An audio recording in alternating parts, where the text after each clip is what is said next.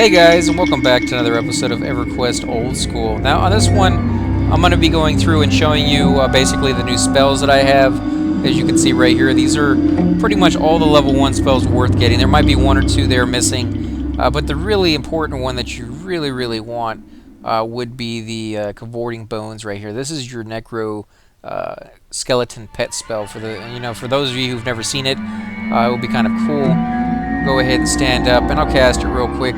Now, it takes a set of bone chips. I believe it's just one bone chips for every cast. And if your pet lasts you a very long time, then you won't have to keep, using bone chips. But if they die on you quite a bit, you're going to be going through bone chips quite rapidly. So you want to make sure that anytime you see skeletons, you go out of your way to kill them and make sure that you get some stuff off of them. Let's go over here. That guy is threateningly. That's a good guy. Now, what you're really looking for at this level is, fire beetles or snakes. And here's the fire beetle. There's even a quest to get the fire beetle eyes. So I'll send him in and show you with the attack. That's him going in. You can see his health right here. That's his name. And you can see the pet, or the life of the creature he's fighting. He's wiping the floor with it. Without me ever even having to attack, he's going to win this fight. Now, this is not something that will change very much. At higher levels, your pet will still do a great deal of damage. In fact, you can actually heal your pet with your own life later on, and then suck it away from the enemy, which allows you to do damage to the enemy, as well as, keep your pet alive longer. And it doesn't seem to want to die here. There we go. Decaying skeleton. Well, that's good. I need those anyways. Go ahead and I'll do Siphon Strength. Give me a little bit more strength. Let's see how much strength that gave me. If I can see my keyboard, so dark in here. So 71, and we'll look at it when it disappears. There's the bone chips that I get for having him. Now, this is not something that you will have all the time when you're a higher level. Did she just die? There we go. Let's go ahead and cast my Disease Cloud. This one takes 2 bubbles to cast. It's a very rough spell on your power bar, but it does wipe the floor with them. It's a nice dot. Go ahead and use that, get some health back. And of course, these things can be sold for a decent amount of money. But she died, and her corpse is still standing there. That happens quite a bit.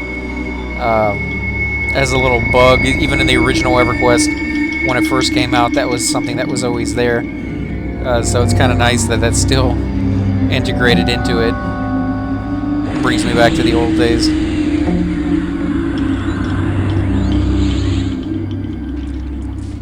Now, if you're looking at your buttons over here and you're wondering what the other ones do, say you walk up to a creature and you're fine with taunting it. For whatever reason, you want to be the guy who takes the hits. You can walk up to it and see, here I am.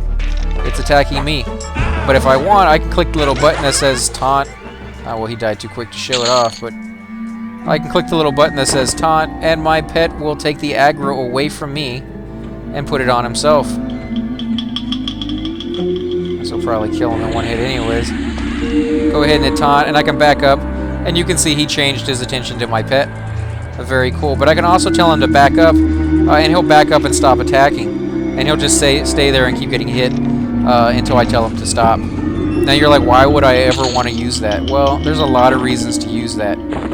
If you're in a group, watch out for these spiders. They tend to group in numbers. So if you're attacking one spider, several other spiders will show up. I almost died a minute ago doing that. Fire beetles don't seem to have that problem, but those spiders do. So again, if you're in a group and for whatever reason your pet decides to attack something and you don't want to fight it right then and there, you need to be able to pull the pet back further and further, get back to wherever you need to be before the area repops or something like that. You can use that. Just tell them to back up. Go away will kill your pet, so don't use that unless you really, really want to. Guard is a good little thing to use. You can tell a pet to sit in a certain location and not move. And so you can go off and pull, and unless you get attacked fairly close to him, he won't come running to help. He'll just stay inside that room waiting for you to come back to give him more orders. So even as a Necro, you can still pull, which is fairly nice because you do get fatigue death, and that really makes you a pretty good puller. Shadow Knights would obviously be better because they can take the hits, but you know, just having fatigue death like a monk or a Shadow Knight really increases the options you have in pulling a room. You know, if you get a bad pull, you can fatigue death, stand back up, and go about your day and try it all over again. Whereas if you are any other class and you don't have fatigue death and you get a bad pull, either you just, you know, take the hit and die rather than take it back to your group, or you take it back to your group hoping that you guys can survive the fight. And it can be very, very tough. Especially if you don't have an enchanter or something along those lines. There is a quest to turn in fire beetle eyes. So if you see any fire beetles, and there's a better spot where they spawn more often and roam around more often, threateningly, I do believe the bear will attack me. In fact, I'll check it out and see if he will. No? Oh, there he goes. I'll go ahead and use my... Oh, I don't even have enough for it. Oh, yeah, I do. Almost forgot I leveled. Oh, look how much... Look how low my pet's health is. I don't know if we're gonna you know, beat this guy here. This is rough. Okay, my pet's full life again. His life goes up rather quickly simply because he doesn't have a lot of it. In fact, I'll try to sit down here and med up a little bit. Maybe be able to keep up with it if I can steal some more health from him. No, still not enough. And just because the pet's life looks full, sometimes you get lag, so you want to make sure that you're ready to run just in case. Oh man, it fizzled. Come on. This should give me a pretty good experience at the very least. There we go. You can see my life is going up regardless. Just sitting down, it goes up. Oh, great. Well, so much for this one. He's blue, so I might be able to take him on. And I could actually get my pet to take on both of these and taunt both of them, but he will have a hard enough time finishing off this thing. In fact, he's not going to. I'm going to have to run. That sucks. At least maybe I could take the wolf by itself and run back and help with the bear if I'm lucky, if I can get back in time. And I got experience, so he did kill it. Nice. And it's a ruined bear pelt. There's different qualities to it. You can get fine and all sorts of different things. Obviously, bears and wolves are on the same, almost like faction, because they will attack if the other one's getting... Now, one thing I haven't mentioned is that you can give these items that you find on the creatures to your pet, and he'll use them. And as soon as he's done with this, I'll show you what that looks like. Now that I got an extra one that I won't need. There's another.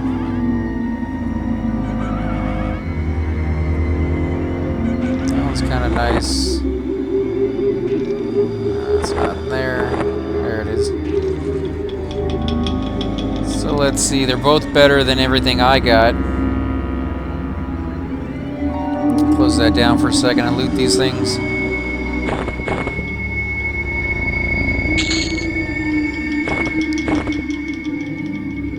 So let's see.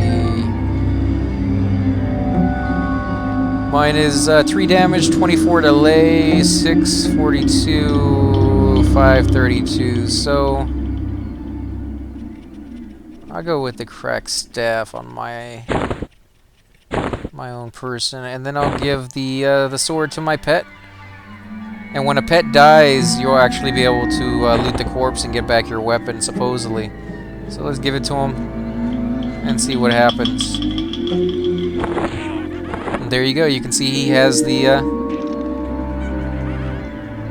weapon right there in his hands. It's very cool. And he should be getting a boost to his attack. If you watch down here on the bottom, you can see how much he hits for. And it should be going up compared to what it was. This guy's not dying very well. He needs a little bit of help. And you can even see down here how much your spell's doing. A Shadow Wolf has taken 1 damage from your disease cloud, another 1 damage from your disease cloud. So it's a dot, it's a damage over time. That's what that saying stands for. It's not too bad. It's not too good either, but very dangerous place to sit. And the spell book is something you're going to get very used to looking at. That is how you meditate. You can sit down and your power will go back up as well. But it will go up a lot faster if you have your book open. And that's only up until, I believe, level 12 or 13 when you'll be able to get the meditation skill, which will allow you to do it without looking at your book, which, like I've mentioned in the past, is a very, very big achievement. Nobody wants to sit there and look at the book all the time. It blocks your screen. You can't see what's in front of you, or what's coming up on top of you. But that was the whole point. It was like it was letting you know that. Come up here and take some of the hits for a minute. It gave you that feel that you started off as a newbie and now you've pretty much upgraded into the next tier. Now you're not so pathetic that you're so hampered by the fact that you have to have that book on. I would help if I actually clicked on him.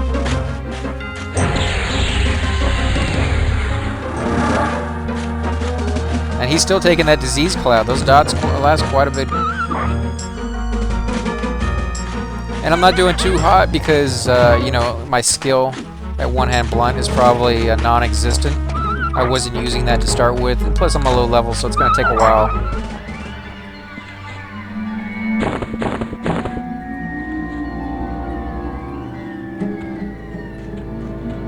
I kind of want to go off and explore a little bit more, but I don't want to get too far away from the entrance because I've had some bad luck here being trained by these little spiders. You attack one and you get like 15 others on you at the same time. And let's go ahead and loot these things up. There's a fire beetle. I want those more than anything else. Now, if you haven't killed the fire beetle, you definitely want to get one of their eyes. Even if you don't want to do the quest, you want to get one of their eyes because it provides you a light source. For those of you who are not familiar with, walking around in these zones at night, the necromancers, the dark elves in general, have the ability to see better at night than any of the other classes because they have like a night vision. But for those classes who don't have it, some of these zones can get so dark. I literally am not kidding you that they're just impossible to travel through at night. You will have to sit at the entrance and wait until the sun comes up so that you can know where you're going. I mean, unless you've memorized the zone, and even then it's still, that's very dangerous to run through a zone where you can't see what's in front of you because you never know what's going to be there that's roaming around in the wrong spot. Kill these guys. And they have such a great sound. I mean, the skeletons are just so... it's like the Zelda sound. Everybody remembers what the skeletons sound like from this game.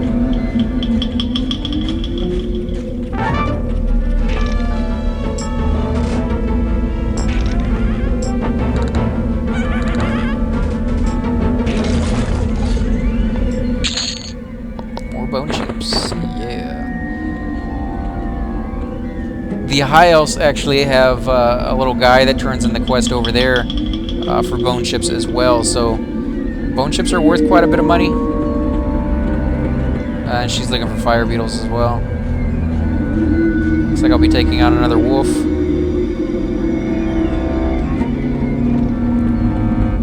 You know, when you're hunting in a certain area and you're trying to pick out what creatures you want to kill and which ones you don't, keep in mind that if they are ready to attack, if they are creatures that will eventually sneak up and attack you without being provoked, it's always best to kill them first, because chances are they're gonna hit you at the wrong time, and you're really gonna be sorry that you didn't kill them when you had the chance, when it was just them by themselves.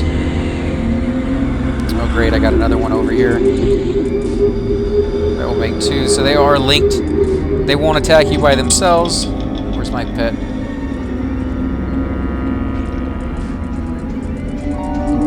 Is he stuck? I wasn't even clicked on the fire beetle. I was clicked on something else. This would explain why he wasn't helping me.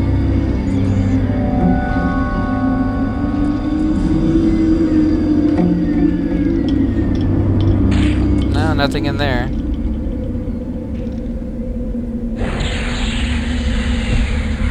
And of course I attacked the wrong one. Come on, it's not this one. What's the problem here?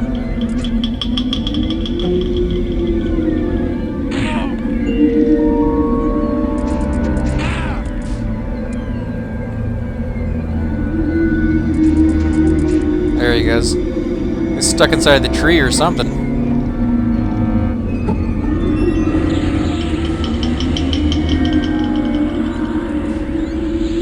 Use my dot.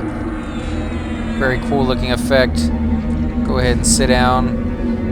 You like to zoom out so that you can see if something's coming up behind you. This would be perfect. You know, you didn't used to be able to do this when it first came out. You'd actually, you know, just be looking at the spell book and not literally, you wouldn't be able to zoom out, you wouldn't be able to turn around, you wouldn't be able to see anything. In fact, the screen used to have a blockness to it. It actually had it cut out.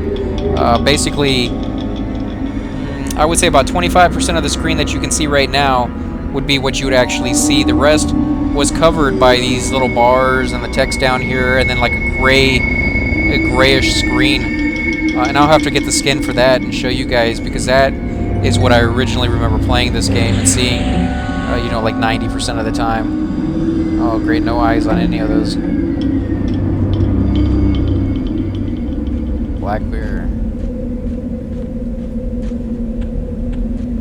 Now try to remember where you're at, because if you die out here, you're going to have to find your corpse to get your stuff back. And that can be very irritating. But at least with this class you have find corpse, so you can at least kind of make your way back by yourself without having to really ask for anybody's help. There's a road out here too, which kind of gives you a little waypoint to remember exactly where you need to go.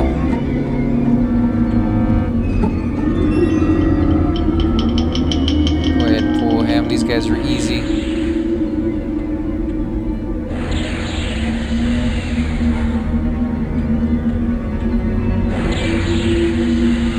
They keep getting interrupted. That's because I didn't stop all the way before I went ahead and cast it. So you want to remember that if you run back to a room, you're pulling creatures with you, and you don't quite meet a full stop. This game is very sensitive. It knows, and you'll have a chance of getting interrupted. Now, the better your skill is, the higher the skill, the less chance that you will be interrupted. Go ahead and zoom out a little bit. See, somebody else is over there. So there's still quite a few people playing this game. There's some more fire beetles.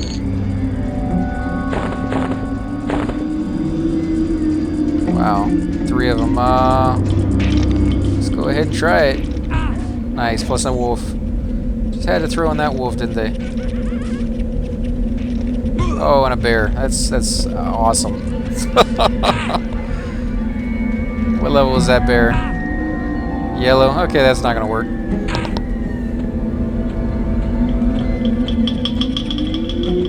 So let's run as far away as we can. Instead, in fact, I'll do back off and follow.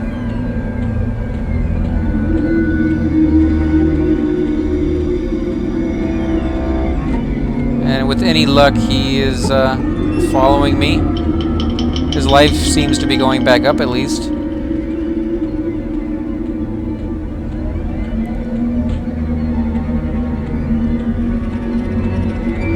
As soon as I get a little further, I'm going to take a right about here. And what you want to do is follow this line, this edge of the grass meeting the stone. And that will lead you all the way back to the town. Now, if you keep following that road, it will lead you to the lava storm, which is a little bit higher level, right there at the entrance. I believe it's like level 20 or something like that at the entrance. Nobody really hunts in lava storm. They just go there to get to like Sol B or Sol A or Najina. Even Najina, when I was playing, was pretty much a dead zone. It's a cool zone, but just, you know, there was always better zones that came out later on that people, you know, were attracted to more. So I'm going to sit here for a minute, med back up. Something in this game you need to be aware of is monsters do not lose interest in you. They will track you down to the edge of the earth as long as you're in the same zone. This guy's going to hit me hard when he first hits, too.